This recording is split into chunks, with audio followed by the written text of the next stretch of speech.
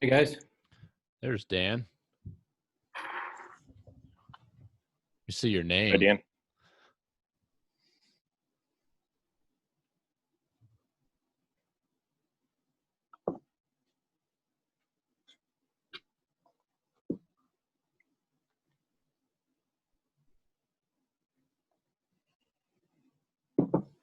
How's it going, guys? Pretty good. Good. How are you? Excellent. We can't see you. I don't know if that's by design or Oh, you can't see me? no. Okay. You have to Are you on a cell phone or a laptop? Laptop. So if you're on the laptop, if you go to the bottom left-hand corner of your Zoom screen, Yeah, I see there's a there. microphone and a video. You just got to start your video. All right. There we go. Oh, there you are. Turn it Yep. off. Turn it off. Oh, Nice. Yeah. Nice. That's cold, man. yeah. Well, welcome to the podcast. So we're, I think I invited Brian, which is Dallas's brother. Okay. The three of us we're kind of in on using this system right now. So I wanted to invite Brian too, but I know we're all kind of racing that hour between getting done with work and picking up kids from daycare. So he may or may not jump on with us, but Okay. so welcome to the podcast, Dan Schultz. And you are talking, I'm Billy Harvey. I'm the one you and I have been emailing back and forth, and Dallas Kirsch is the other one on the horn with us here. So Dallas is my wife's cousin, and he's I do a lot of hunting with him on the farm it's his family's farm. And I was kind of telling you about, our setup we've got there. So Dallas is the one that, he's really running the whole Cuddylink system for us that we've got up and running now. And so I wanted to make sure he was on here to have the discussion with you to learn about your product, and he might have a little more questions, or he might have some experience from what he's been doing, setting everything up. So Sure. Not a problem at all. yeah, so I'll just kind of give a quick introduction to you. So from what I've gathered from your email signature, your name is Dan Schultz. You are the vice president of sales and marketing with Non-Typical Incorporated, which I assume you must have a bunch of different things under that company, Cuddeback being one of them. There's a few things. That was back in the day. I think they did it that way in the event that we might, bring out some additional products. There's been a couple different products throughout the course of time that have been added in.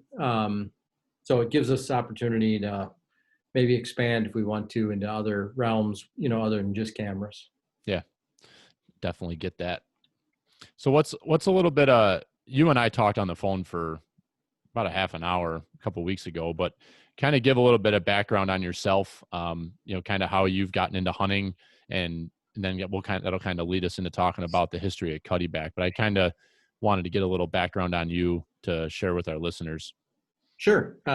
So, I was, in my family, nobody hunted. It was, I can't say nobody. There's probably somebody that hunted, but not my immediate, like father, brother, any of that. Back in college, as I was, I just enjoyed being outdoors, especially in the fall, because it's such a beautiful time of year. Decided, hey, I should really partake in some activities or outside, whether it was, something as simple as having a bonfire or whatever the case may be. But ultimately then started getting involved with pheasant hunting a little bit, and then ultimately rolled that into getting connected into deer hunting. Wisconsin has a huge, mass of people that go deer hunting, right? And so as I was in sales at that time, people would talk about it. It sounded cool with the tradition and the family and the friends.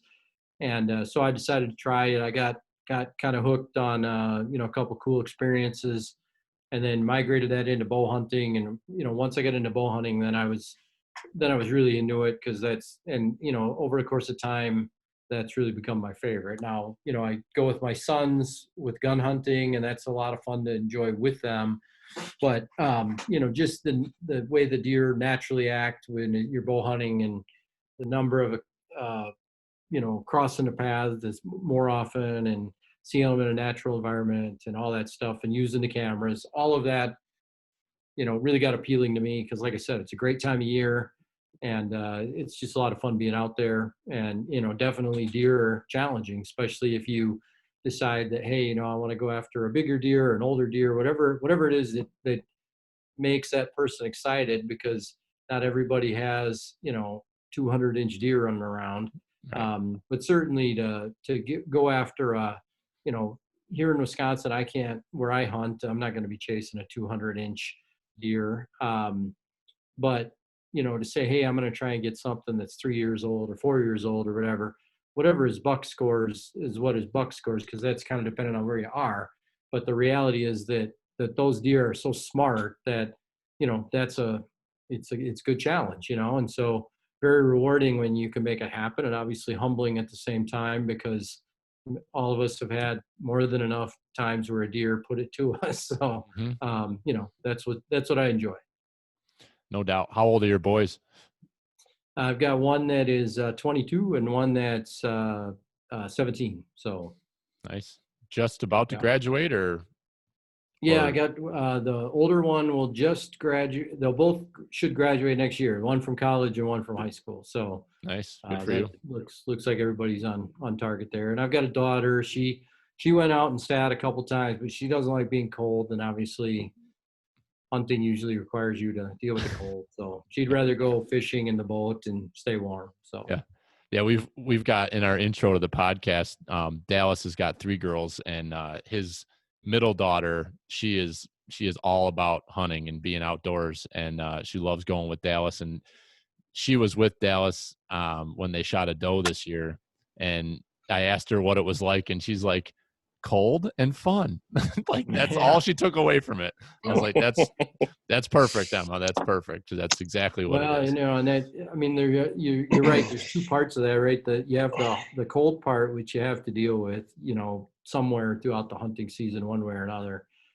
And then, you never know until you actually shoot something, how that reaction is going to go, right? So some people, obviously, you know, to me, it's like, hey, we got to be respectful of the animal because that's cool.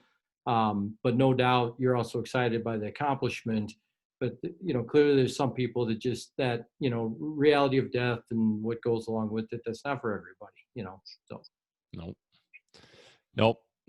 I mean, everybody's heard the stories, and we've all been part of them too, where your first experience can make or break, whether yeah, you stick with it or not, or whether you continue doing it for that period of time. yeah, I mean, I've got a couple friends and and cousins that have, they got right out of it because their first deer that they killed was not the greatest experience, and it soured them.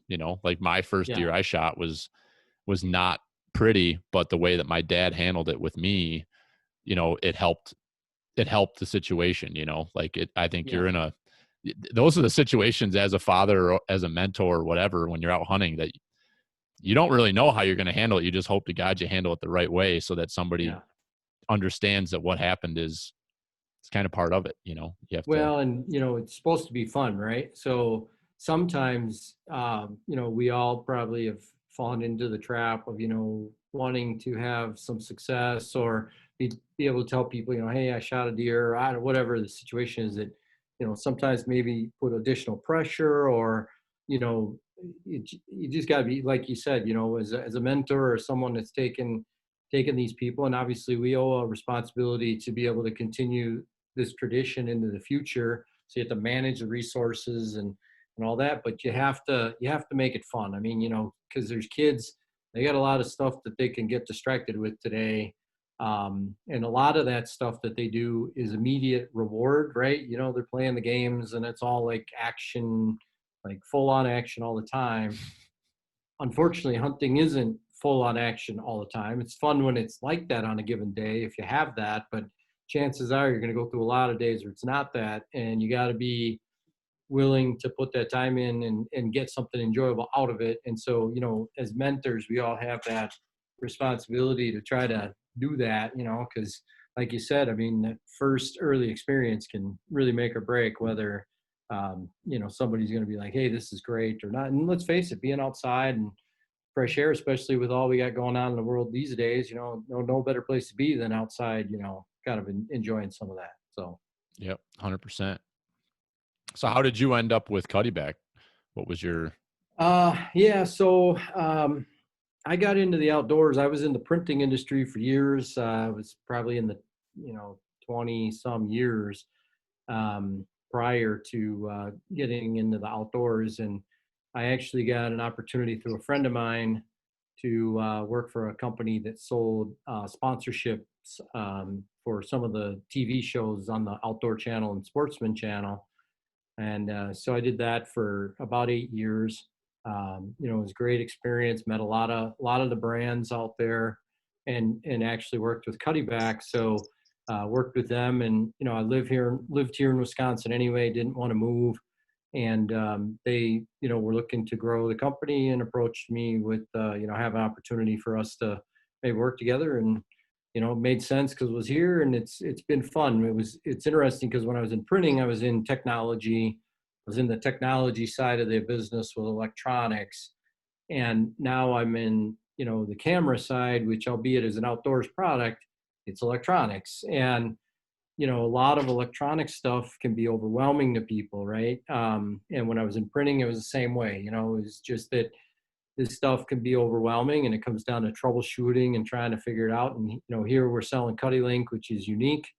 So there's a lot of similarities in what I was doing there versus what I'm doing now, and I think that works well for me. I've been doing it a long time, but certainly appreciated getting the opportunity to work for a good brand here in the outdoor space. Not obviously, hey, look, man, a job is a job. So some days everybody's got a good day and a bad day. Yeah. So it's no party, and we all have to generate results. But certainly I enjoy the cameras a lot, and appreciate being able to have the opportunity to work here.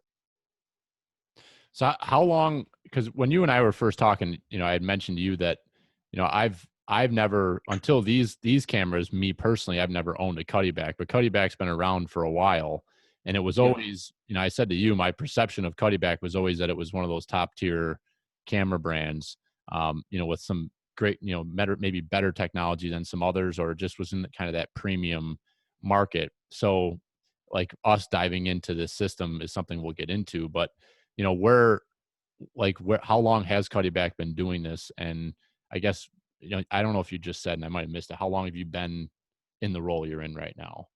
Yeah, so Cuddeback, what's interesting is Cuddeback started in 1989. Mark Cuddeback, the owner, he hunted, loved to hunt. He worked down in the Milwaukee area, but where he liked to hunt was where he grew up in Park Falls, Wisconsin, which is, from Milwaukee, probably, I don't know, 5 hours or something, long drive. And, he just was driven to want to try to have some success. And so he was just kept thinking, he's a real technical minded guy. How can I get information that would help me be more successful? Because I only have like 5 days for a vacation or whatever it was that he could swing at that point in time. And so came out with the trail camera. And so Cuddeback, there was another company as well that came out about the same time. So they really were kind of the inventors of trail cameras. That brand has come and gone, whereas Cuddeback has persevered. So really the longest standing trail camera company out there. No doubt, even today, it's a very competitive market. So you get a lot of new companies showing up on, as a new brand selling trail camera company. But they've persevered. I would say that you're probably accurate in your assessment in that they always were interested in being, uh, more a top tier, as far as like quality or leading, what the development was. But there was a point in time where they tried to, get out of their comfort zone and get a little more creative on the pricing side. Didn't go as well, admittedly so. They and now subsequently gone back to, hey, we need to stick with who we are and what we do best. And obviously, as we've transitioned into Cuddylink, that's really, 99% of what we're doing these days. I've been on board now for about, it's coming up on 2 years here pretty soon. So, we've jumped in, and, Cuddylink's got its own set of challenges because on the one hand, it's unique. And then on the other hand, unless they talk to a Cuddeback person, they don't understand it, right? Yeah. So just because it is so unique. Yeah. And that's so in the time frame that you've been with the company, the reason why I was interested in that is that I feel like, and you said it's been a couple of years. I mean, I just feel like the trail cam world and technology, is just exploding right now. Like, and a lot of stuff is going to mobile, as far as like cell phones, cameras, and like your system, unique in its own, but it's incredible. I mean, I've been running cameras for a long time, and it was always like, well, I'll just spend however the least amount of money I can spend on a camera is what I'm going to do. And then you get frustrated with it and everything like that. But now it's to the point where the technology is getting so good and there's so many people in the market that it seems like it's really driving the quality of products up because everybody's having to compete with each other. So that's just, I guess, would you feel the same way from your seat? Yeah, well, I mean, there's no doubt that the advent of the cellular camera, that's what everybody's focused on right now. And and why wouldn't it, transition that way when you think about, just the convenience of being able to look at your pictures, maybe not live time, but, really closer to being live time. And it's just fun, right? So, if you go back in the day when people would have to take film and they'd have to go get it developed, and then they looked at the pictures and then they'd find out that something went wrong and there was no pictures, and then it went to digital, and, it's just been a pretty crazy transition. And you look over the last few years at the speed that that's continued to evolve, and what they're doing today is pretty impressive, and there's a lot of great brands out there. We have our own thing that we think we bring to the table, but there's obviously some really good brands, big brands that are out there as good choices. And we're not going to sell to every customer, and it's a big market, but it's I just hear a lot of people. I think people have gotten real interested to be connected to their property, because most people don't live where they hunt. Some do, but I would say generally most people don't.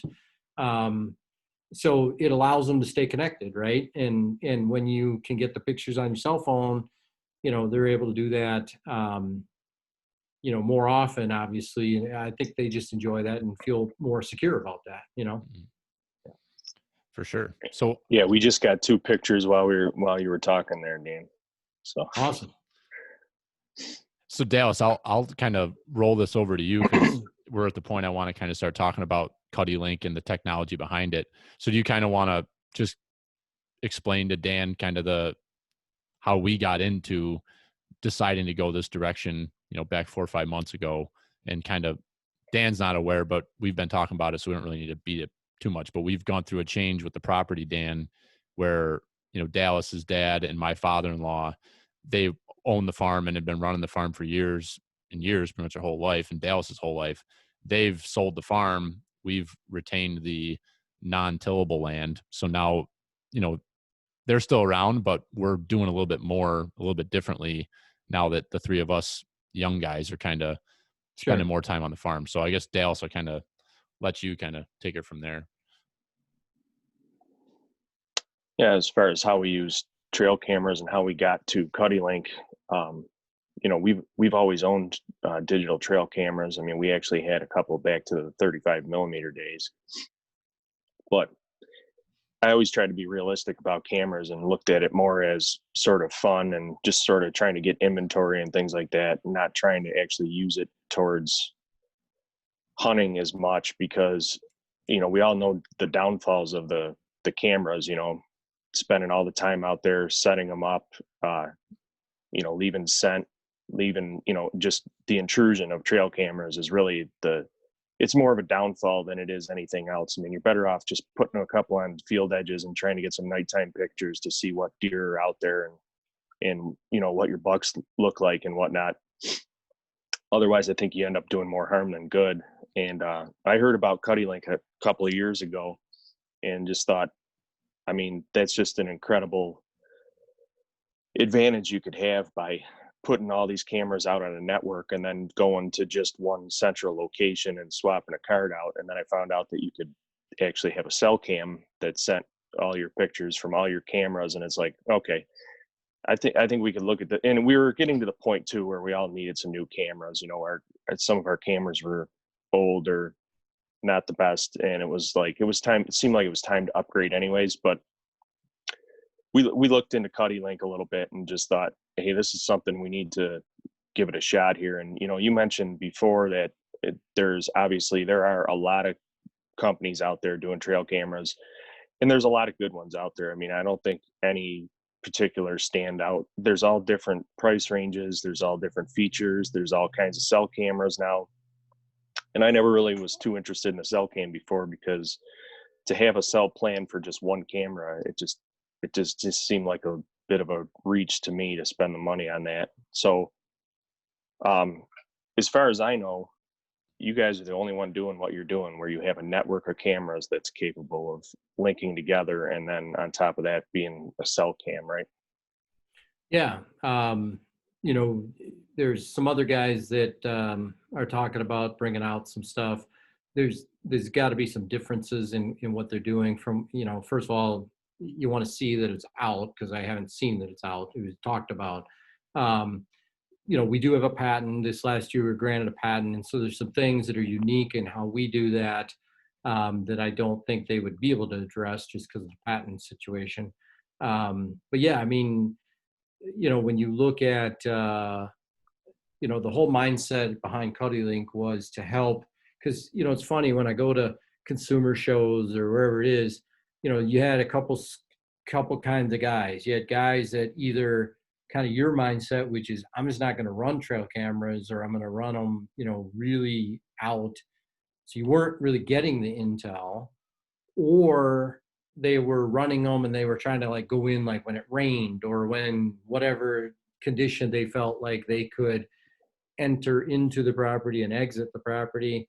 But the reality is that anytime you enter into the property, you're educating deer, right? And so the whole thing, when Cuddylink started originally, and it didn't have cellular at that point, was to allow you to put cameras in there, have them all send to one, pull one single card, thus saving the time of going from camera to camera.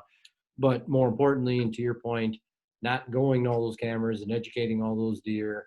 And definitely immediately after the system was released, the feedback coming back was, hey man, my deer daytime activity is up because I'm not in there messing around with these cameras. And then obviously cellular innovation on top of that made it allowable to go to even a new level of, being able to get these pictures remotely, which was even better, right? And so, the two big things I would say that at this point in time that, are benefit to the Cuddylink system, if I had to say, hey, the top two benefits, right? One, and you referenced it, is having multiple cameras but only paying one cell plan, because everyone else pretty much, you got a cell plan, you get a cell cam, you got to take a cell plan. Well, it starts adding up and getting expensive. And yeah, this is a hobby, but most of us have wives or girlfriends or significant others that might keep track of stuff like that, and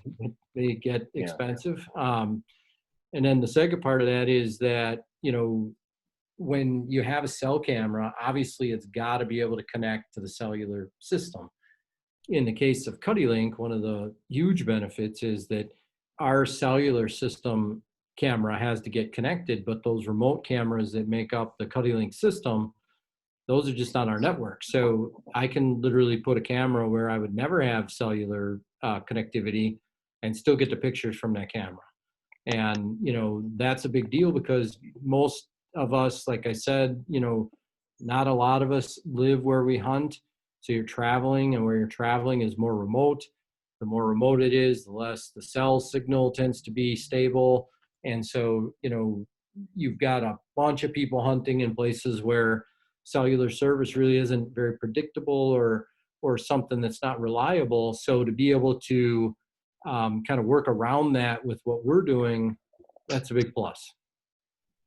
Yeah, and the good news is that even if you're hunting somewhere where you don't have any cellular service, or you just don't want to pay for it, it's pretty cheap, by the way. I mean, your plans start at $15 a month, and I think that you can't go any higher than 40. That's the unlimited plan. But the good news is you can just use a home camera that doesn't have cellular, and you can just go and swap your cards and still have all the other benefits of the Cuddylink system.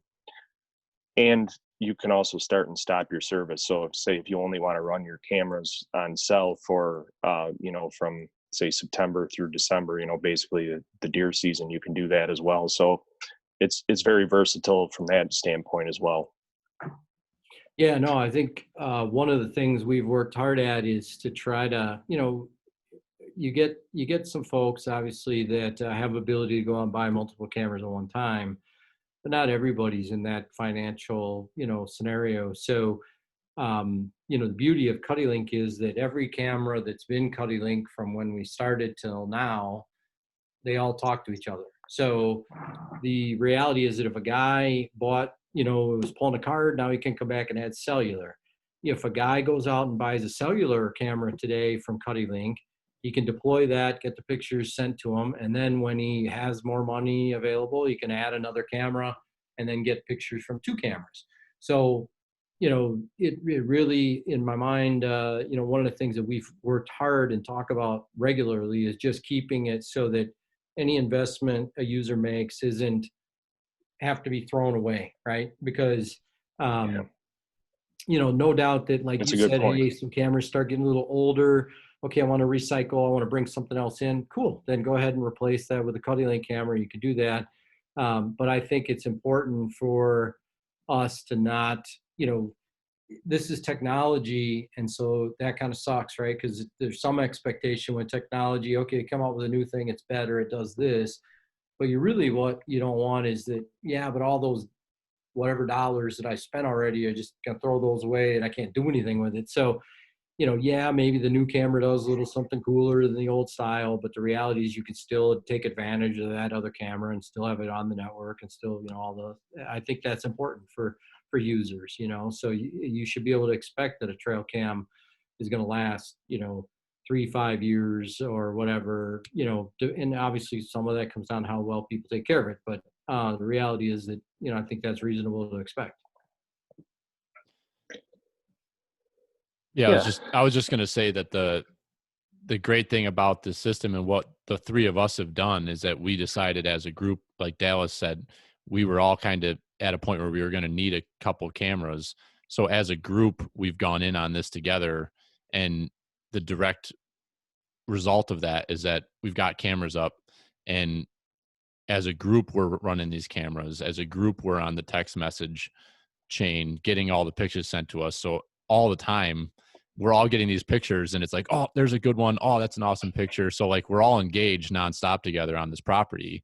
And then on top of that, we're not in there. So one of the things that Dallas had brought up on a prior podcast we had was that we were always, Brian, his brother, had 2 cameras. I had 4 cameras. Dallas had 1. And we were all checking these cameras at different times whenever we had time. So it was just constant intrusion going in and out. So having this system, and then, we just bought 4 more cameras to put onto it. You've got 8 cameras just like that, all on the same network, and we don't have to do anything. Like now we're done. Like they're in there and they're running. And yeah, we can go move them and put them in different spots if we want, but it's it's that simple. And I guess that's the one thing that I love about having the cell portion of it is that whether it's working or not.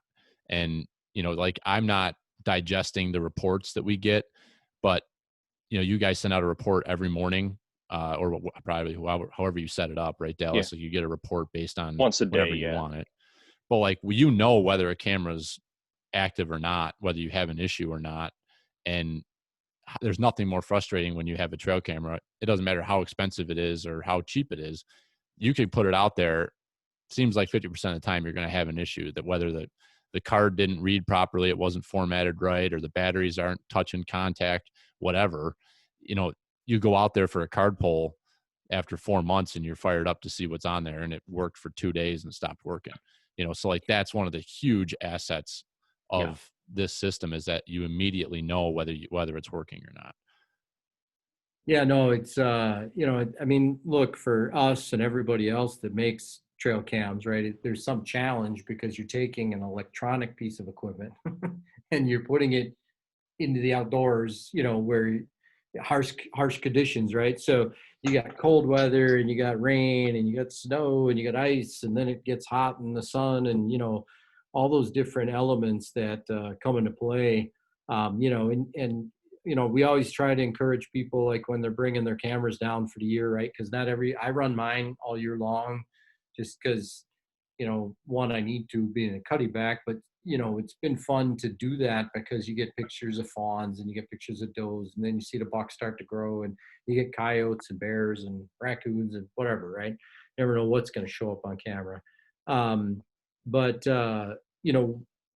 when guys that there's a number of folks that obviously put the cameras out in the fall or late summer or fall, and then pull them down, after gun season or hunt or bow season or whatever it is. And, you got to think of a camera as kind of like a gun, right? You don't take a gun right from the cold weather and then throw it into the warm house, right? So I always tell people, like, hey, put it in your garage, let it kind of acclimate a little bit, because it's got electronics. And if you bring it right in the house, then it starts to, get condensation on the camera, right? So, we got to remember we're talking about electronic piece of gear. But yeah, man, it's, like you said, everybody would be frustrated. Oh, the card didn't work and it didn't run more than 2 days. And I thought I was going to get pictures. I see all these cool bucks and I didn't have any of that. And, now because of the cellular stuff, you know where you're at. Obviously, we just enhanced that further. We launched version 8 in March. We have about 1,000 users right now. That's what we would call Cuddylink Gen2. So it allows remote access into all the cameras. The beauty is that every person that's invested into Cuddylink, if they've got cellular, will be able to take advantage of that. So it doesn't matter how old the cameras are, or how new the cameras are, they'll be able to take advantage of that technology. It's just purely a firmware update, and then they can go in there and change, flash settings and, how often the email sends. You talked about the report, like right now, as Dallas pointed out, it's once a day, but in version 8, you can have it up to 4 times a day. You can pick what time of day. So there's a lot of enhancements that we're doing, and you got to remember, I'm not just saying we're changing the cellular camera. I'm saying we can actually change the settings all the way to the remote camera. So if you put the camera out and you put the, our far setting on the flash, and it's washing out all the deer, no problem. Log in, change it to close, and you're good to go. So there's a ton of functionality in that.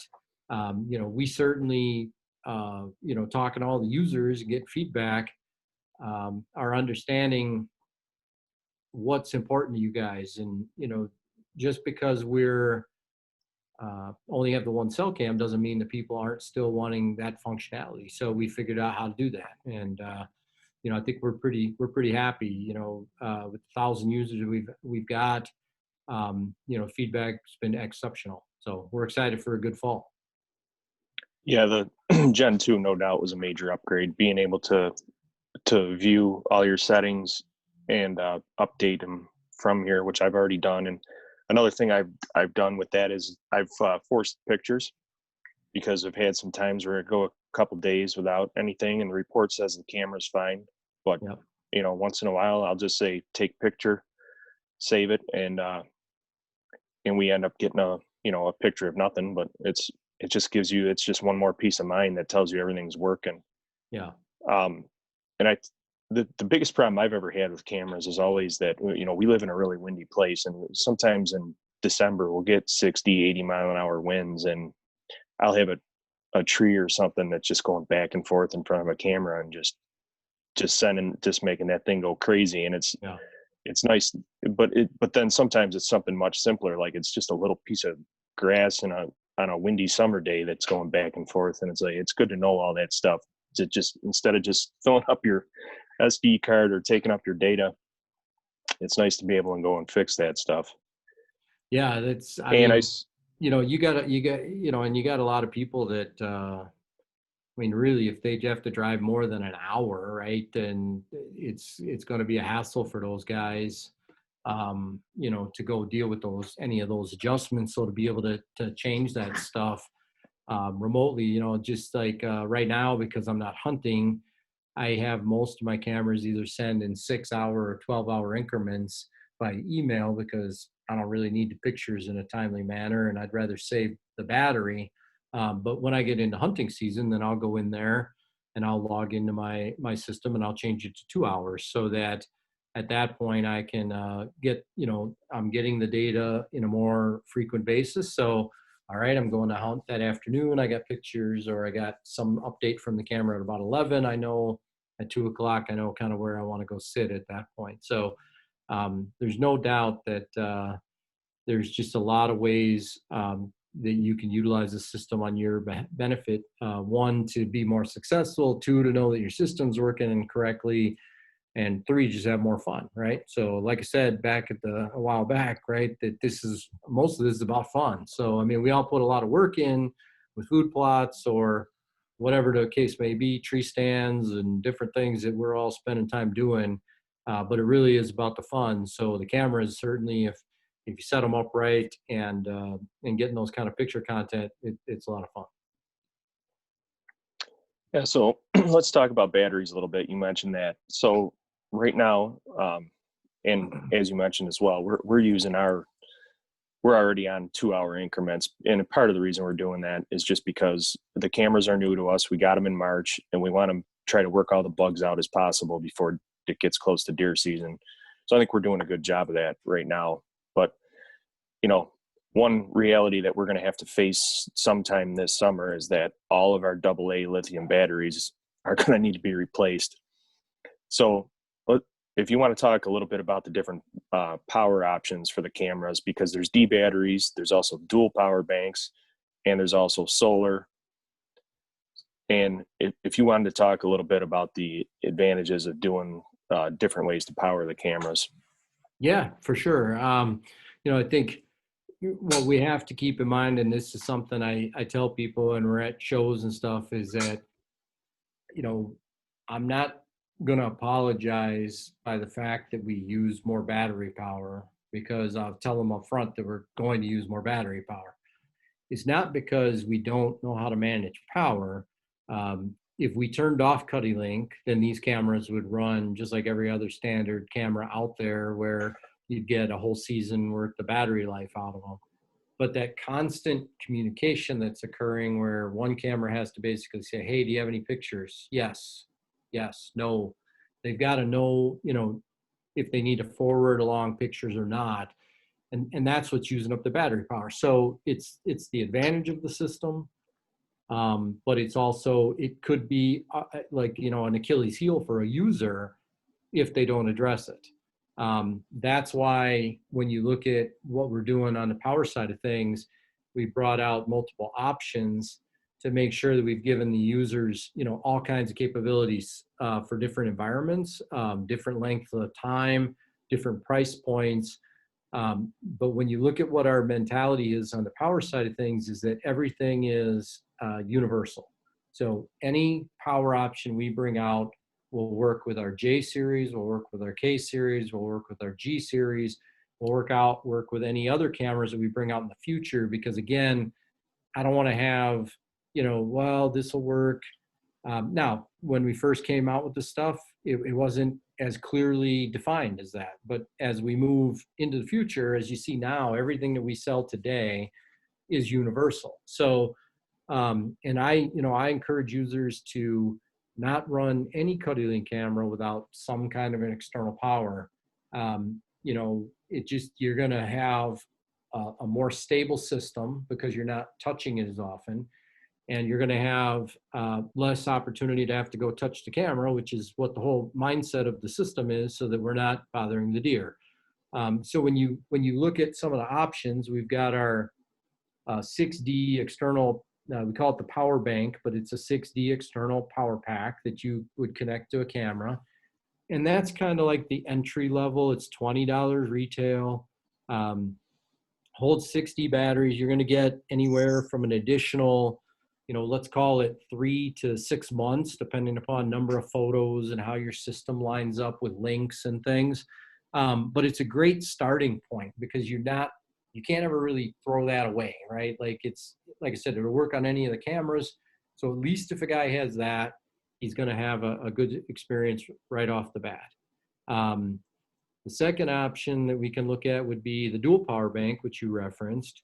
So that can actually hold 12 D batteries. It's got 2 banks of 6, so we can run, alkaline batteries in both banks and then just have more firepower. So that'd be somebody that wants to put that maybe deeper in a bedding area or somewhere where they want to go in less frequently, or it's a bigger hassle. It's across a river or something like that where they don't want to touch it.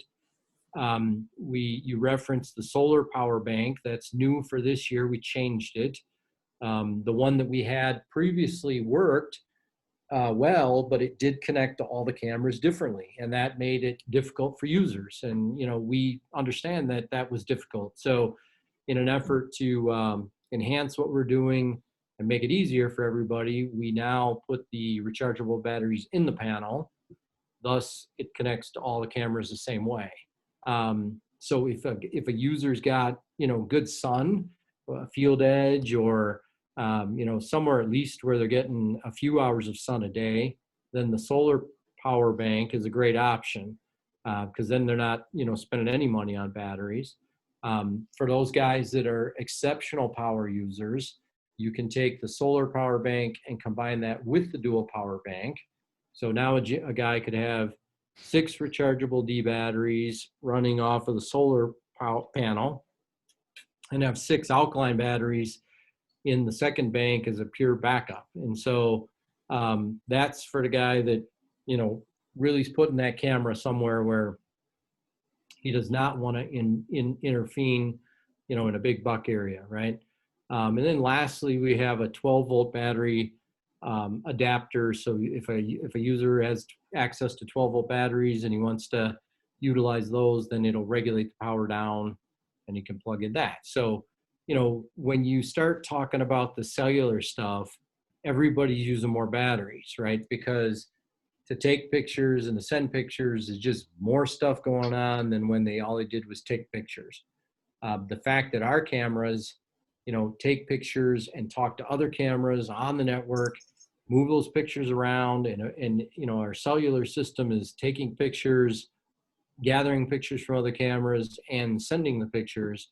That's a lot of stuff happening. And so, yep, battery usage is going to be up. And it's critical that we bring forth options that the users can afford. So, as I kind of outline those options, you can see that if you're a guy that's, or a gal that's going to put the cameras out in August or September and just going to run them through November, then that external D battery pack is a great option. Probably get them through the whole season. They don't have to change batteries at all. If you're someone that wants to have cameras out all year, now you should be looking at, the dual power bank or the solar power bank, or a combo between the dual power bank and the solar power bank. So, as their needs of length of time extend, then obviously you have to pay more to get that. But the reality is that we've got solutions that'll do that. So literally can get people from coverage for a season through a whole year if that's what they really want to try and accomplish. So, but no doubt for us, power is a big deal, because the whole system relies on talking and staying connected. So, but, the beauty is that as you kind of get experience with the system and how it works and all the things that it does, you may not know when you first put it out, like, where am I going to put all these cameras and what should I get for power? That's why I said, like, that simpler D battery pack, that's a great place to start. And then you figure out, hey, I got this camera and it's always in the sun. That's a perfect candidate for putting solar power bank on at that point. And then you didn't, the only thing that sometimes I hear guys, struggle with is maybe they go and they buy, they heard we have solar, so they go buy solar for all 10 cameras they have. But 5 of the cameras are into heavy timber. Well, you're probably not getting enough sun, so you might need to have a mix, right? Where you get some battery and you get some sun. So anyway, that's what we're here to help with, right? We'll help with that as a user isn't sure what to do. We're more than happy to help there. Yeah. So it's good that you acknowledge that there's a need for more power and have all these options. I mean, the options are pretty well, they seem to be, as you just outlined, there's plenty of them. I do have one concern or one question about the D batteries. So we've made a point to run with our double A's. We've gotten rid of all alkaline batteries and we run only lithium, both for length of life, but also because of the cold, it tends to wreck alkaline batteries, at least in the double A's. So my question is, and you'd be the perfect guy to answer this because you live in Wisconsin, if you're running those D batteries in the winter when the temperatures can sometimes get extreme, does that affect their performance, or have you had any blowouts on your batteries? No, I mean, I would say that, and as I pointed out, I run my cameras all year long because I kind of have to, so we can help, users troubleshoot and test new stuff and all that. So to bring mine in and out and all that, just not worth it. So, but for the Cuddeback system, the D battery just holds up much better. There's no doubt that lithium batteries get a lot, I mean, I've used them too with other camera systems, and they're certainly reliable. The challenge, there's two things that happen. One, they're expensive, obviously, but two, the other part is that in our system, it's a little dangerous with the lithium batteries because we have on our daily report for the guy that's on cellular. And the guy that's not cellular gets it too. He just has to get it a different way. But for the guys that have cellular, it's going to email them some stats, right? And so one of the stats is battery power. Like, where's my battery power? Well, the way a lithium battery is designed is it runs, and then it just dies. So it doesn't have a soft decline.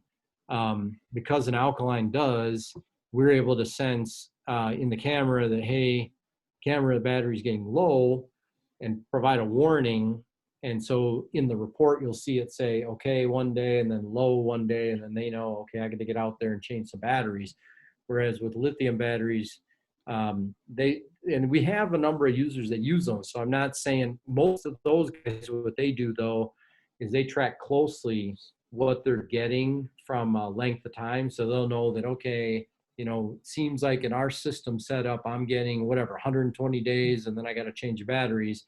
And I would say that the lithiums are pretty repeatable. So once they kind of know what they're getting, they know that, okay, we're getting near the end and we're going to have to get these batteries changed. But the alkalines will give you that, okay, low, and now hey, they're going low on me. But I mean, I had cameras out last year. I mean, we got some, because it does say the temperature, obviously, as the temperature and where it is, like where the camera is, it was 25 below zero, and we were still getting pictures off the cameras, and so the D's seemed to hold up, ran all winter long. I didn't change the batteries. So, I think the D battery makes a big difference, just in our system. I know most cameras run on double A's, and that's can be a mental block for some folks. But in reality, what I think most people care about is the results, and we're getting good results with D batteries. So. Do you have a brand you prefer with the D's? What do you run for a brand? A lot of the guys here are running Rayovac high energies. Just a blue and silver. It's a fairly inexpensive battery. Obviously we don't get paid from battery companies or anything, right. But it just seems like they do well. The only thing I would say that's important for guys, and this is true of anybody's camera that you're running, buy your batteries from someone that rotates through batteries, right? So here in Wisconsin, there's a store called Menards. There's a store called Fleet Farm. Those kind of stores seem to rotate batteries really well. You got a bunch of home decor people going there, and you got hunting people going there, and they buy their batteries, so they sell through them and they rotate them well, and they last well. You go to buy batteries at a gas station, okay, who knows what you're going to get, right? And so, and unfortunately, sometimes guys, I think, in a rush, didn't buy the batteries, they're on the way, they stop at some rinky-dink little town that has, 500 people, and they buy the batteries. Like, well, they probably aren't, who knows how they're rotating the batteries out there, right? And, I think you see some trends sometimes, but there's definitely guys that run Duracell, and like I said, we're not here to promote or whatever any particular brand company, but I'd tell you that most of the Cuddeback staff is running Rayovac, just as a point of reference. Yeah, that's a fantastic tip. I've never thought about that, but I bet you that's gotten me before buying batteries from places that aren't selling a lot of batteries.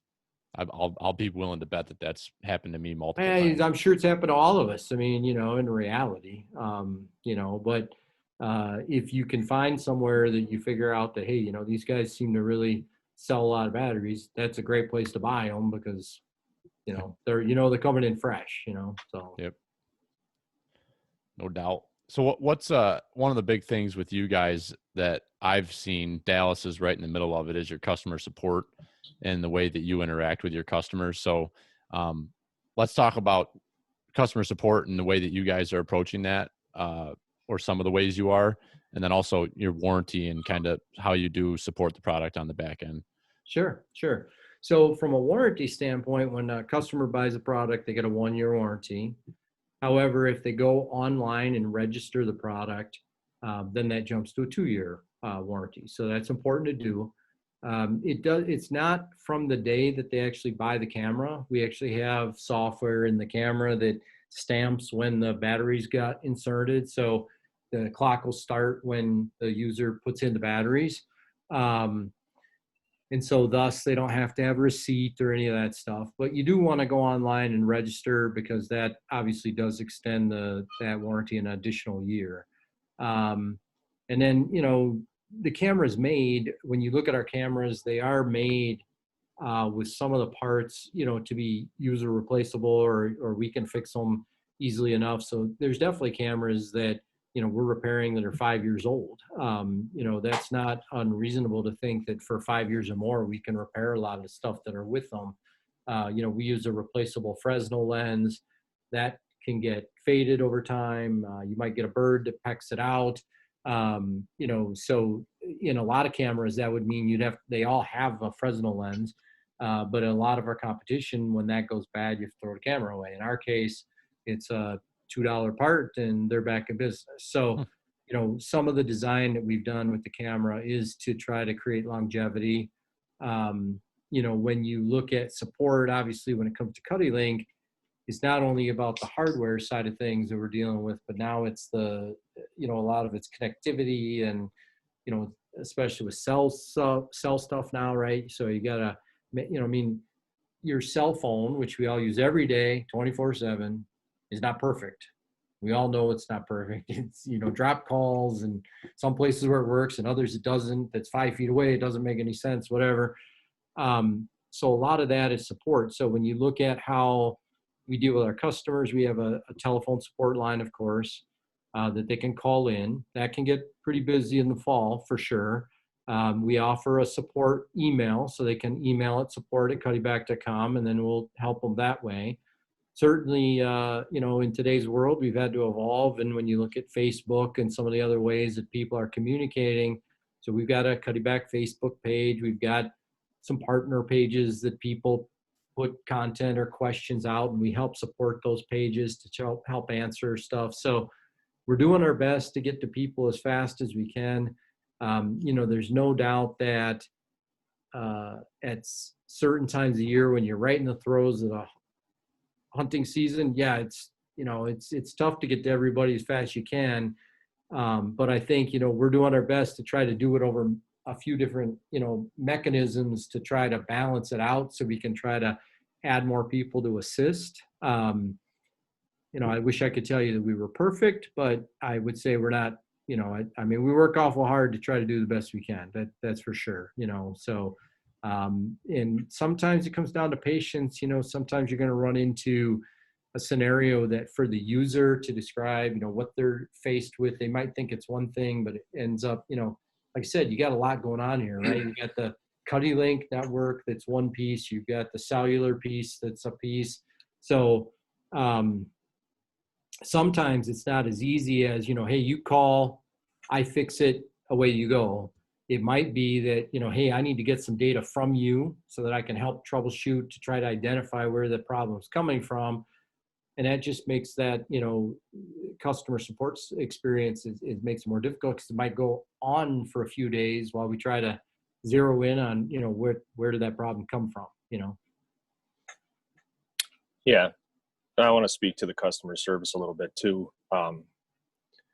So first of all, if somebody's listening to this that doesn't have a Cuddylink system, which probably most people don't, it probably sounds like this is can be a little bit complicated, but I mean, I want to tell you that, for someone who's not a tech guy necessarily, it's very simple, but you are going to have questions on how to set this all up and get it working the way you want, and just understanding the way that everything works. And Billy and I have stressed this before too. If you're going to dive into something like this, do it in the springtime like we did, and give yourself the summer to work out the kinks on your own and get an understanding of the way everything works.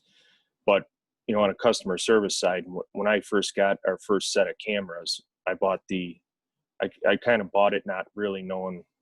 I had a different opinion of the way the thing works. So I got a home camera and 3 remotes, and I thought that the home camera, the dual cell camera K series, could be used as a cell camera or as just a home collection camera where you went and swapped the cards. So I was going to start out using it that way without getting the cell service right away. Because it was March, I figured, why do we need emailed pictures? So I power everything up. I get all the settings done on all the cameras, and it's giving me it's telling me it's locked, and I'm like, hey, what's going on with this thing? So I'm like, oh, here we go. I got to try to contact customer support. So I work nights, so I sent an email in the middle of the night to whatever, just the generic Cuddeback email, and right away in the morning you got back to me and just told me what I was doing wrong and explained to me that I needed to have that used as a cell camera. So I said, okay. So I went and got the service, and that ended up being the right thing to do, because now we can, every day we get to see what's going on, and we're really quickly working through the kinks with everything, and I think getting it pretty well ironed out. So that was the initial interaction. And then after that, I found the Facebook group that you're on, and I think some other, I don't know if it's Cuddeback employees or dealers or whatever, or if it's just people that use the system all the time and that know it in and out. And I've personally asked some questions on there, as well as I see a lot of what other people are saying, and what it is a lot of new users that just get this box of cameras and are saying, okay, help me, I don't know what to do yet. And that community has been incredible at responding and helping people out at all times of day and night, and during the weekends and everything. I mean, it's been a really good group as far as any questions you have about Cuddylink, you're getting answered almost immediately. So I've been really impressed with that. Yeah, well, the tough part is that when you look at cameras, we're a business, so business is open Monday through Friday like everybody else's business. But the reality is that a lot of our people that are using our cameras, when they're most using the cameras, is not during the business hours. It's not Monday through Friday. It's Saturday, Sunday, or maybe a Friday they got the work off, and or it's in the evening, right? They're getting out trying to put the cameras up. That kind of stuff is, when you're out there and you're alone, that's a tough place to be. So, certainly the Facebook and some of the stuff we're doing is there to try to help people that, are out deploying or working on their property in those times when no one's around, but yet, you need help, man, because you're stuck. And, we're really trying hard to be able to address that. I think earlier you made a super point, because you said, right now you went in and changed your cameras to where they're sending every 2 hours. That's really smart. I'm using mine because I already know how to use them, obviously. So 12 hours works.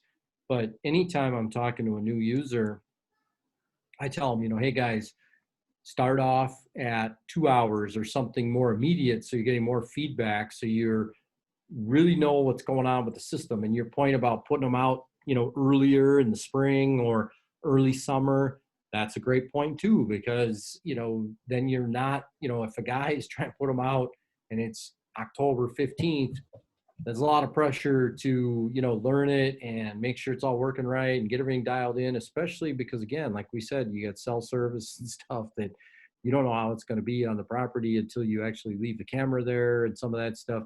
So, I love to see guys that set themselves up for success, not failure, right? Because the cameras have, a test for the cell connectivity. I'm really surprised sometimes when I call and I'm trying to help a user and I say, hey, the guy lives 2 hours away. Put the camera out. Did you run the cell test to make sure it's connected to the cell network? No. Oh, yeah. Come on, man. Like, help yourself out here, man. And hey, did you run the Cuddylink, the link level to make sure that the remote camera is talking to the home camera? No, I didn't. So again, same thing. It's like, hey, always run the test to make sure that everything's talking, because we're dead in the water. If the cameras can't talk, there's not really much we can do to help other than send the user back to the property. If they've got them talking and then it's something else that's not exactly right, we might be able to help, but they got to be able to talk. So, and as you said, I agree with you. When I look at the system, and I don't know how to describe this to users, like, it's complicated, but it's not. Because really, there's really about 3 things you just got to do. And if you do those 3 things, you're totally good, and it would make sense. And it's almost like with Cuddylink is like, if they can just get, over a little threshold and then past that, it makes all the sense in the world, then it's no problem. They can do everything. They're running, and watch out. They just got to be confident enough to get to that threshold and then move past it. And, again, some of that comes down to like stuff you're talking about, putting them out a little earlier, running it. Yeah, I'm going to use a little more battery power early on, or I might get a few more pictures early on than I really need. But the reality is I'm getting real familiar with the system. So when I get right into the hunting season, I got this thing totally working the way I need it to. And now I'm ready to go out and be successful for the hunt. It's great advice. And I appreciate that. And I love that about what we're experiencing with you guys is that, you're getting responses from Dan Schultz, who's the vice president. Like, that's awesome that you're as engaged as you are with the customer base and with people and, that community as well. Just everybody working together. That's pretty cool. I don't think there's a lot of products out there. There might be, and I'm just not in those circles, but I think anytime you can find a product that you're using, that there's that much of a community behind it to help everybody have success with it. I think that's something that everyone should be looking for before they make a big investment into a system like this or any sort of technology that you're using. No, it's been fun. It's been fun because, obviously we're in a world right now where there's been more than enough chaos, and sometimes people are hung up on what's good for them, right? Not necessarily everybody else.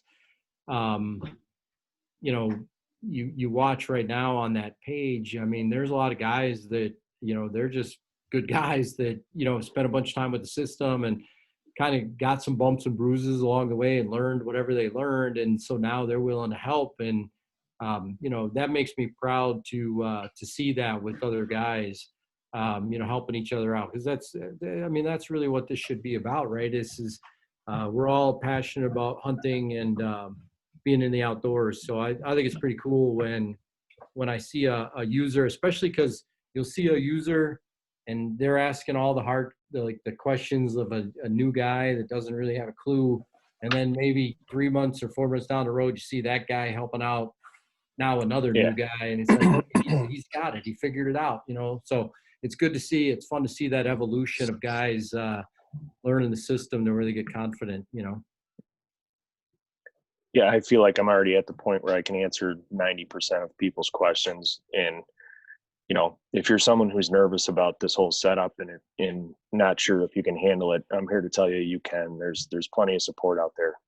It's really not an issue. One thing you mentioned before, the Gen2 firmware, but I do have to stress, if anyone buys new cameras, you're going to get them that have been sitting on the shelf, and they're going to have an older version firmware in there. And the first thing you need to do before they even leave your house is you need to update those to 8.0, which is the Gen 2, which will allow you to have all the current features and in particular, being able to change all your settings right from your home. So don't deploy any cameras without doing that. No, and the reason why we're even the ones that not only were sitting on the shelves for a little while, but even the new stuff we ship out every day, in 2020, we won't actually put version 8 on a camera and ship it that way. The reason being is that in this particular case, it's so different than version 7 that those two firmwares can't communicate. So if we were to ship the cameras with version 8, and let's say I'm a user that's been on the product for years, but I haven't, for whatever reason, I haven't heard about version 8, or I don't know, or I'm not even sure if I want to use it. If he takes the camera version 8 out of the box, puts it on his camera, version 7 network, they're not going to talk. Yeah. He's going to take it back to the store and say, hey, these cameras don't talk. They don't work. And so our mindset was that if a guy or a gal is on version 8, they know they're on version 8, they know they want to be on version 8, they understand that all the cameras have to be on version 8, that they get it out of the box, they buy a new one, they put version 8 on it, they take it out to the network and plug it in, and away they go. So it's not, I wish, we hemmed and hawed back and forth on that about what to do. Ultimately decided that this year we're just going to ship version 7, and then we'll continue to educate about version 8 as much as we can. We'll send out emails, we'll do Facebook blasts, we'll do all kinds of things to try to make people aware of version 8 this year, and then next year we'll go and we'll ship version 8. But this year we're going to not do it just because we're just nervous that you're going to get people that are thinking their cameras aren't working when they're working fine. So is there Dallas had sent to me to check out the Cuddylink campsite. So can you touch on what that is real quick? Is that something new? I haven't had a chance to log in and look at it, but Dallas. No. So with version 8, and one of the things that there's a lot of tips and tricks, right, that you can do to maximize the system to make it easy as a user. One of the things I encourage people to do is to create a unique email address just for deer pictures. That way, that whatever you're getting to that folder is just a deer picture. So, I created a Gmail account for myself, but I don't have to worry about my kids' grades or something about volleyball practice for one of them or whatever it is getting mixed in with, what I got going. All I got to do is open it up and know that I'm looking at deer pictures. By doing the Gmail, I can put the Gmail app on my phone, so I just click on it and there's all my pictures. But where we're going is that to be able to do all these remote settings, you got to be in the system right now. So right now you would go into cuddeback.com, you go to cell management, you log into your account. That's what we consider Cuddeback Camp. But in camp, then you see your device, click on that. Now you can see your network of all your cameras. You can go into the camera and make the settings changes. You can see the online report to get those stats that we talked about earlier. It's very functional. It's been fit for a phone. So if you're doing it on a phone, it fits really well. If you're doing it on a computer, it works great. We added some new features this week. We brought out a photo viewer. So everyone that is, on Cuddeback's cellular product will be able to see their photos online. And what it's really there to do is just to assist organizing the photos, make it simpler. So if you want to, check a particular camera, if you want to check cameras on a particular day, if you want to classify the cameras by buck, by does, by fawns, bears, wolves, whatever you have. If you want to create a custom classification, so you have a particular older buck that you want to monitor and group his pictures together, you can do that and tag them. So every user will get 14 days worth of pictures, and then they'll have the opportunity to purchase up to 10,000 images or more, depending on which plan they want, where they can house that many photos over time. But it makes tagging and just organizing them much easier than dealing with an email. Long term, where we'll go is we'll convert that into an app, and then, have a Cuddeback app at some point. But, I would argue, look, there's a lot of most of our competitors have an app. For a long time, they kind of beat us over the head. We don't have an app. I'd say, hey, look, our system's a little simpler at times, which I think simpler is good. But the reality is that we do recognize that users want help with trying to figure out how to organize these photos. You're getting all these pictures, and what do you do with them? And so, no doubt we heard that loud and clear. And, this is the start of that tool. Do we need to bring an app? I don't know if we do or we don't, but I could tell you that one way or another we're gonna, because just from the perception standpoint of it, we'll have one, because I don't want that to be a deterrent for a user. If you look at the camp stuff though, and you see how it's fit for a phone, I mean, it's really functional now. I mean, it does, it may not be an app, but it functions as clean and as well as an app, in my opinion. So, but no doubt, we'll continue to take that further, because that's the whole name of the game, is to hear from you users. What else do you need? What makes it simpler? What makes a better user experience?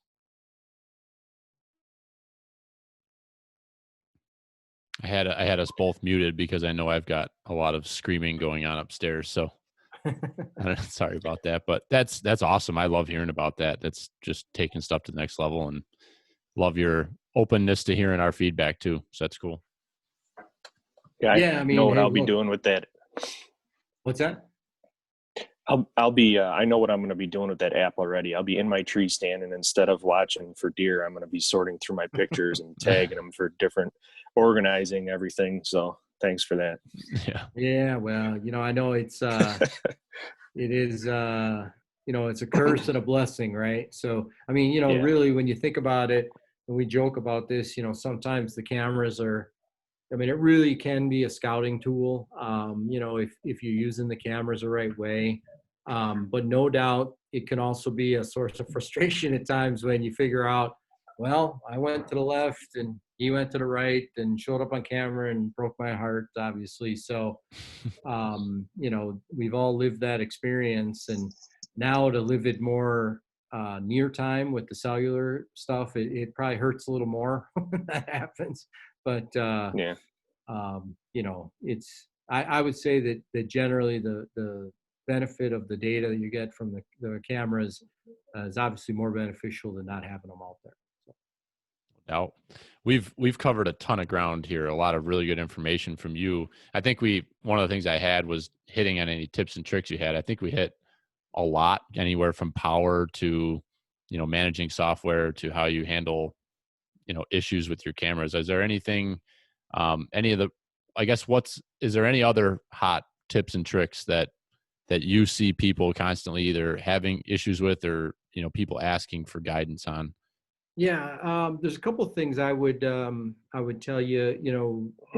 So when you look at a cell camera, and it's true of everybody's cell camera, they're either going to take a picture or they're going to send, right? They're not doing both at the same time. So, in our system in particular, especially because we've got even more stuff going on, because they're going to get pictures from other cameras that they can then send out.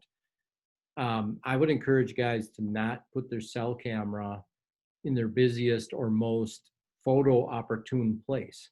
Like if you're going to run a mineral site or, a feeder or whatever, I'd put a remote camera on that and keep the cell cam on a trail or a scrape that's going to be less frequented, so that it's able to get those pictures from those other cameras and send them without being tied up to where you're likely to miss pictures. Because in the scenario where if you put it on the mineral site or something, you're just opening up the opportunity for that user to miss pictures of some kind. And hey, look, we don't want you to miss picture. It might be that best buck that you ever had walk by, and none of us want to have that happen.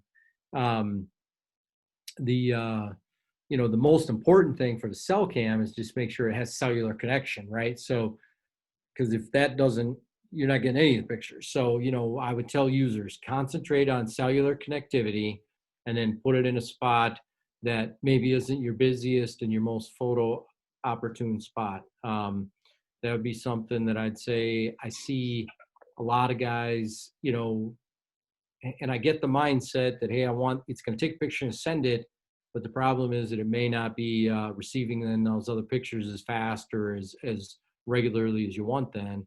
And again, I just don't want anybody missing out on pictures. The other thing I would tell you, this would be true of really anybody's cellular camera, is that, all cell cams are like a cell phone where it's a data plan. We have made it into a picture plan, but that's because we know the predictability of the size of the picture. But the reality is it's a data plan. So, when you look at cameras, in our case, when you go to Cuddylink, you don't have an opportunity to pick the file size. It just is what it is. But if you were running our standalone camera, then you do. And, but you'll also chew your data a lot faster. So, when everyone's moving these smaller files to preserve data, it is important to keep your cameras close if you want to get a good picture. So I would say that, anywhere from 10 feet to 30 feet is probably an opportune place. And so like when I'm setting up my property, what I do is I've got here in Wisconsin, it's mostly scrapes and trails. Those are easy because I have a pretty good feel where those deer are going to be. So they're set up in that 10 to 30 foot range. And if I can get any kind of a background that helps illuminate the flash back at me, that'll enhance the nighttime photos. So that's what I'm aiming for. Now, I do have cameras on food plots where I'm going to be shooting out further. And so sometimes a picture looks great because the deer is closer, and sometimes it's not as good because he's way further back. In those instances, what I'm mostly trying to pick is direction. Is he going north to south? Is he going east to west? Because I'm trying to figure out what travel pattern is this buck on. But as far as like trying to figure out like a particular deer and how old is he and is his horns match what I'm interested in or whatever it is that I'm trying to figure out, I use those other cameras that are set up closer to do that. And again, it doesn't matter whether it's R brand or X brand or Y brand, that's better in this scenario just on the amount of detail that you're going to get. If you take a Cuddylink picture and keep it in that 10 to 30 foot range, I would argue all day long that there's no way that picture can't be good enough, So, but that's a common one that we hear, hey, I'm trying to get the picture quality up, how can I do that? That would be number one. I got kind of a finicky, like not a finicky question, but like a finesse question. And I heard this talked about, I was listening to a podcast today talking about the amount of your photo area that your sensor is sensing. Mm-hmm. So like we have a camera that we mounted up high in a tree that's focused on a bed. So, Dallas and I have talked about this, that, putting them up high has its advantages, but it has its disadvantages because you're not covering that much of an area with your sensor. But what do you see with your cameras as far as how much area you're covering with that sensor? Is it a small spot or is it larger? Well, sensitivity on cameras is a really tough one because, it's really a fine tuning, and it's a big debate amongst people because, nobody, especially now that we're doing cellular where it is a data plan, you don't want to be getting a bunch of pictures of blank nothing or, a branch causing the picture to fire. At the same time, you want it to be sensitive enough that you don't miss an animal, right? So it's kind of a fine balance there. I would say that Cuddeback generally runs a little hotter, meaning that we're looking for that body of the animal to be able to make sure that we're zeroed in on to fire the picture. That's there to avoid those blanks. But nobody obviously wants to feel like they missed a picture of the buck or the doe or whatever it was that they wanted to capture. When you it's funny because we make a couple different Fresnel lenses and they can adjust how the range or the target area is on the camera. and, you know, guys will be like, well, why don't you use that one all the time? It seems better to me, or that one I use all the time and it seems better to me. It really comes down to setup because, you know, I obviously play with both of our lenses or play with cameras higher. So last year I had my cell camera higher and I had it on an area that was exactly where I wanted it. And I got all the pictures that I wanted. I felt comfortable I was getting the pictures. You know, you have to be careful when you're going higher to make sure that the angle is correct, right? And so I'm real picky if I'm mounting it on a tree. I'm real picky on, you know, might take me 10 minutes to find the perfect stick to get it at the right angle that I want. But I got it right where I want to aim it, and it senses accordingly. But it's in that, you know, 10 to 30, whatever feet range that I was talking about. Now, just for the heck of it, after the season, I moved it low and had it flatter. Well, I definitely picked up more pictures. Further back, there was deer that I was picking up that when I had it higher, I was not picking it up. But the reality was that the quality of the picture, because the animal was so far back, that the quality of the picture was degraded, that it really wasn't that helpful to know that the deer was there, you know? So yeah, maybe I could argue that, you know, the amount of deer movement, maybe that would have helped me, but I would say no, I would rather see the quality of the animal. So, but that's a personal preference, you know? The reality is that you have to decide what kind of detail are you getting, do you want to get from your camera? Are you worried about more pictures, or are you worried about better pictures, or, you know, what are you trying to accomplish on a given spot? And that could change, like I said, on a given spot. Like I had another place where it was in the trees, and you know, as I pointed out, we have a couple different Fresnel lenses. I used the one that was more, I started with the wider one, and then I went to the more focused one. Yeah, it sensed further out, but because it was in the trees, I was picking up deer that most of the time their head was behind a tree, or, you know, so I don't know if it was a buck or a doe or a, you know, whatever. So you just, you know, I just would say that you just got to be careful, you know, think about what your strategy is, and then match setting up the cameras accordingly. Because nobody's camera, you know, can shoot really, really far and get really great picture. I mean, it just, you know, it's difficult. There's a point where it just cuts off, where you're just not going to get that kind of detail. So you just got to play with your camera and understand what its limitations are and set up accordingly. But mostly what, you know, you should be interested in is, you know, the movement, so you know when to hunt. Hey, look, the deer are all on their feet. Okay, I want to get out there and hunt, you know, and hey, yeah, I'm going to put some closer so I get some really good shots and know that, hey, this big buck that I think is really cool, that's the boy, I'd sure like to shoot that one. All right, okay, I know what he's doing and that he's been around and when he's been around. It's awesome. Good stuff. Thank you for that input there, because I was just curious, and it's cool to know that there is maybe you can switch it up if you want a little bit different lens on that. Yeah. I guess kind of in closing, Dallas, is there anything else that we haven't gotten out of Dan that you'd be interested to know? I guess one thing I think we were going to talk about was how the cameras link together. Both the fact that, you know, you mentioned before checking the link level. So when you go to set your remote cameras up, it'll give you a level on a 0 to 100 scale or 99 scale on how they link with the home camera. But then they also, if they can't link directly to the home, they'll daisy chain through another camera if that's possible. So if you wanted to just give a quick overview on that, how you approach your links. Yeah. So, and you know, it's changed too, because and let's just talk cellular for a minute, because that seems to be where most people are going. You know, because when you would pull a single card, you would put that somewhere where it was accessible and then build your network accordingly. If you're doing cellular, then I would recommend putting the cell unit as much in the center as possible, and then building the network around it. And the reason why, but again, I already said that, hey, if I'm doing it, I make sure I got cell connectivity first. That's most important.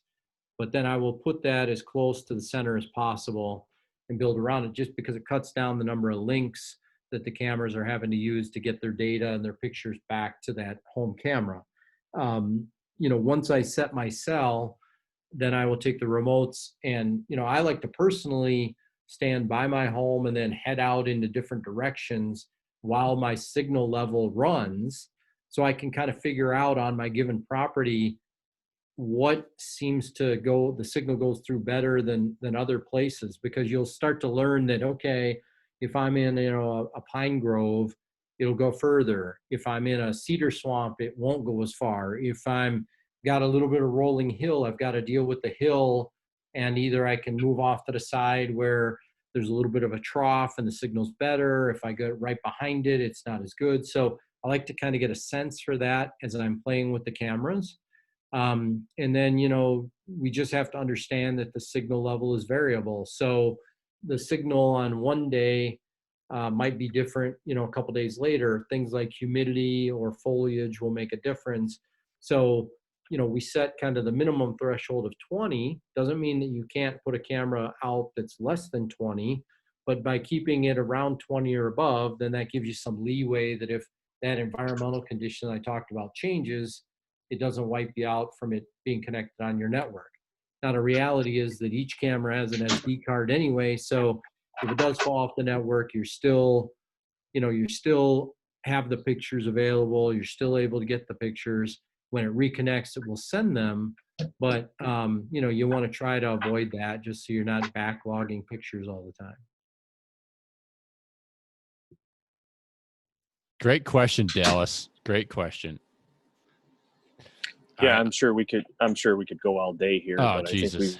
I think we've got a pretty good overview. And you and I gave an overview of the system a few weeks ago on a podcast, and we were talking, but we were very new, and I think we did a pretty good job, but I think a little bit was probably not quite right. So it's been great to be able to talk to Dan more directly about this kind of stuff. And I would say that, this conversation will give people a lot of information and hopefully steer them towards the product, because I really think we're at the point where we're going to be recommending this to people. But I would say that if any additional questions, your website answers a lot of things. And then, as we talked about before, that, the customer service, either directly through Cuddeback or through a Facebook group or whatever, or through us here, the information's readily available, and don't be afraid to go and ask, and anything you need will be taken care of. Yeah. And I mean, it's, these kind of things are fun. So, I mean, you guys have been playing with it for a few months now. If we want to regroup down the road, because, as you play with the system, then you see people start to, bring on additional power options and start to figure out, hey, look, this does some cool stuff. If I have this set up, I can run this kind of power. And wow, I was really impressed with, how that worked out, or whatever it is. It's like everything, your knowledge base evolves and you get smarter, and then you're using it at even a higher level, right? And so if you guys want to regroup down the road and we want to take the next round of questions, or your users have some ideas of what they'd like to have answered, hey man, we'll hop on there and have at it. That's no problem. This is all fun stuff, and we certainly appreciate being included and a part of it. Yeah, that's awesome, man. Thanks. You jumping on and giving us an hour and a half of your time. We greatly appreciate it, and definitely encourage everybody to look a little further into this type of solution. If you have a hunting camp, whether you're an individual or if you're a group of hunters, it could be a great solution for your property to keep maintaining understanding of what you got running around. So it's good stuff. And I'm going to take you up on that. We're going to have you back on, whether we have you on before season, or maybe be cool to kind of catch up with you after deer season and see how things went for you, and maybe what's coming on the horizon for 2021. So, yeah. All right. Thank you so much. Stay healthy, wash your hands, and shoot the big one this fall. Yeah, you guys too, man. Good luck, and right. Everybody stay safe, and we'll be back in touch. Absolutely. Thanks a lot, Dan. Thanks. See you.